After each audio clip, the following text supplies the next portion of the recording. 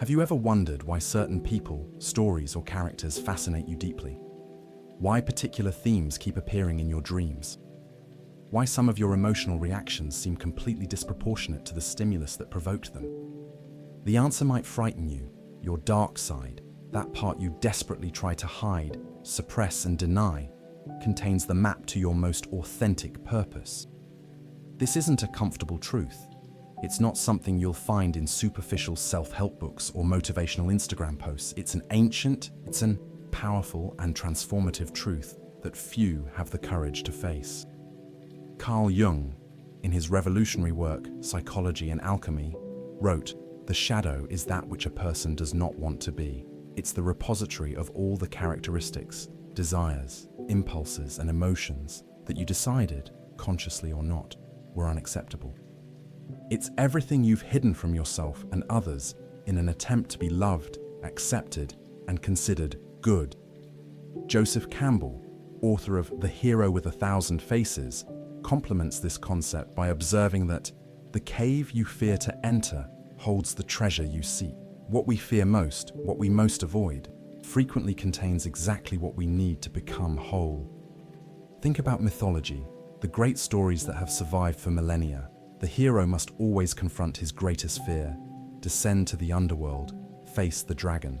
And what does he find there? Not just challenge, but transformation. Not just danger, but treasure. Why does this matter to you? A recent Harvard University study revealed that 78% of adults report feeling they aren't living up to their true potential. Even more disturbing, 63% admit they aren't sure what their true purpose might be. People live entire lives following paths they didn't consciously choose, fulfilling expectations that aren't their own. What if the reason for this widespread disconnection is that we're looking in the wrong place? What if, instead of seeking your purpose in the things you've already accepted about yourself, the real treasure is hidden in the parts you've rejected? Jung discovered, through decades of clinical work, that neurosis, that state of chronic anxiety, depression, and dissatisfaction frequently results from refusing to recognize and integrate aspects of the shadow. In his book Man and His Symbols, he demonstrates how psychological symptoms are, in fact, attempts by the psyche to restore balance. When you deny a part of yourself, that energy doesn't disappear. It goes to the basement of your mind, the unconscious, and from there, continues to influence your thoughts, emotions, and behaviors, but in ways you cannot control or understand. It's like trying to keep a beach ball underwater. You might manage for a while, but eventually your arms tire. And when the ball escapes, it doesn't just return to the surface. It explodes upward with a force proportional to the energy you spent trying to keep it submerged. Think of someone who grew up in a family where anger was forbidden. Good boys don't get angry, the parents would say. That child learns to suppress their anger, pushing it into the shadow. But the energy of anger doesn't disappear. Decades later, this person might have outbursts of fury, seemingly disproportionate to minor provocations, or they might project their repressed anger onto others, seeing hostility where none exists. Or they might develop psychosomatic illnesses, the body expressing what the mind refuses to acknowledge. That's the price we pay for denying our wholeness. And that price is too high.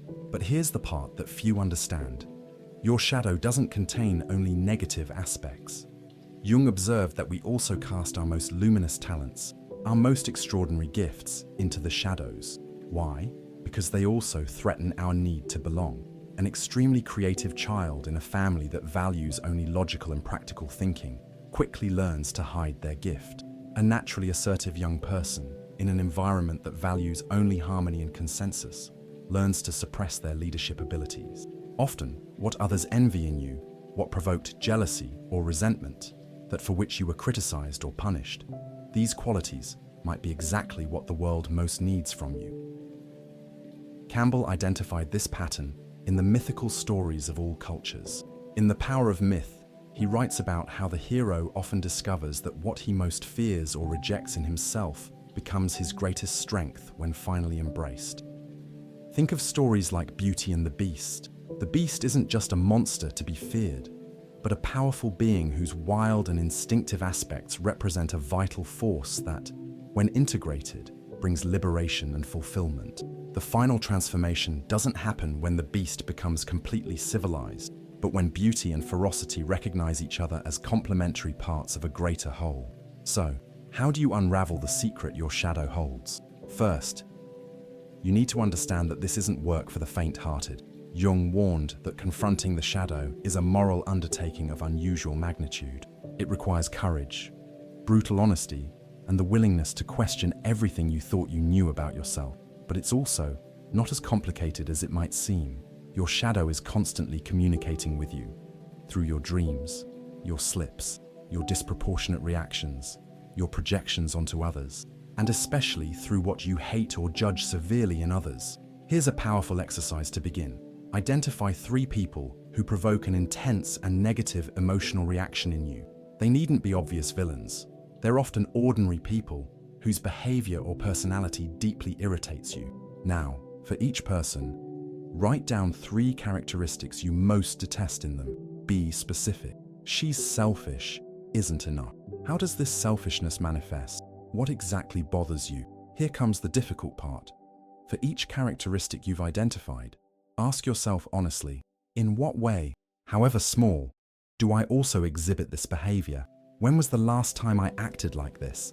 Even if in a subtle or justified way, the answer might be uncomfortable. You might want to deny, rationalize, minimize. This is the moment to be ruthlessly honest with yourself. What you're discovering are parts of yourself that you project onto others because you can't admit they also exist in you. As Jung said, everything that irritates us about others can lead us to an understanding of ourselves. But don't stop there. Now comes the transformative part. For each negative characteristic you've identified, ask, what would be the positive side of this quality if it were consciously integrated and expressed in a healthy way? Selfishness might reflect an unrecognized capacity for healthy self-care. Arrogance might be a powerful confidence that you suppress. Emotional coldness might hide a valuable discernment that you fear to exercise. Campbell called this finding the blessing in the wound. In his words, where you stumble, there lies your treasure. Your blocks, your exaggerated reactions, your judgments, all are signals to the most powerful aspects of your being that are waiting to be redeemed. A Stanford University study on people considered extraordinarily creative and innovative found that 83% of them reported having gone through some form of shadow journey, a period of confrontation with denied aspects of themselves, before their greatest achievements. It's no coincidence. Jung observed that many of his most talented patients only truly flourished after integrating shadow aspects they had rejected their entire lives. In Memories, Dreams, Reflections, he documents how this process of shadow integration often coincides with the discovery of the person's true calling. Perhaps the greatest challenge of this work is accepting that your purpose might not be what you imagined. It might not be socially acceptable. It might not fit your family's or culture's expectations. It might require you to disappoint people. It might mean leaving behind an identity you've spent years building. Campbell knew this. In Reflections on the Art of Living, he writes, "We must be willing to let go of the life we planned so as to have the life that is waiting for us." And further on, if the path before you is clear, you're probably on someone else's. This doesn't mean abandoning morality or responsibility. Quite the contrary. Jung emphasized that integrating the shadow isn't giving free rein to all destructive impulses. It's bringing light to darkness, consciousness to the unconscious. It's taking responsibility for the parts of yourself you'd prefer to deny, so that they don't control you from behind the scenes. True morality, Jung argued, doesn't come from following external rules, but from an inner integrity that's only possible when you recognize and integrate all aspects of your being. In Psychology and Religion, he writes that, "A man who has not passed through the hell of his passions will never overcome them." Imagine being so at peace with your wholeness that others' opinions lose their power over you. Imagine accessing the vital energy that was trapped in the parts you denied. Imagine the clarity that comes from no longer needing to project your shadows onto others. Imagine the creativity that emerges when all parts of you work in harmony, rather than sabotaging each other. This is the true power of integrating your shadow. Some signs that you're on the right path. 1. You begin to feel compassion for people you previously only judged or criticized. 2. Your emotional reactions become more proportional to situations. 3. You become less defensive when receiving difficult feedback. 4. You experience an increase in energy and clarity. 5. You begin to recognize repetitive patterns in your life and can choose different responses. 6. You feel more authentic and less concerned about what others think. 7. You begin to feel a clearer direction in your life. To summarize the main points we've discussed. 1. Your shadow contains the parts of you that were rejected, suppressed, or denied. 2. These parts don't disappear. They continue to influence your thoughts, emotions, and behaviors from the unconscious. 3. The shadow contains not only negative aspects, but also your most precious gifts. 4. What you most criticize in others often reveals what you don't accept in yourself. 5. Integrating your shadow doesn't mean giving free rein to destructive impulses, but bringing consciousness to these parts. 6. Your true purpose is often connected to the aspects of yourself that you fear or reject. 7. The process of shadow integration is challenging, but leads to a more authentic, energized, and meaningful life. As Jung wrote in The Psychology of the Unconscious, one does not become enlightened by imagining figures of light, but by making the darkness conscious. So I ask you, are you ready to make this journey? Are you willing to face your inner monsters to claim the treasure they guard? Are you prepared to discover that your true purpose might be hidden in the parts of yourself you most fear?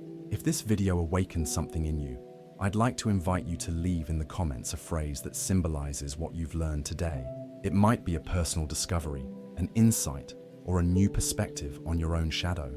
For example, my harshest judgments are reflections of parts of myself I haven't accepted. Or, my greatest fear might contain the key to my true purpose. Share your phrase in the comments below, and let's create a community of people committed to authentic self-knowledge. I'm eager to read what you've discovered about yourself today. In our next video, we'll explore how the principles of Epictetus's Stoic philosophy, combined with Albert Ellis's rational emotive therapy, can form a protective shield for your psyche. You'll learn practical techniques to no longer be shaken by criticism, rejection, or external circumstances. The perfect complement to the shadow work we've discussed today. If this video touched something in you, write in the comments, "I accept my shadow." Let's see how many are ready for this transformative journey. Until our next meeting.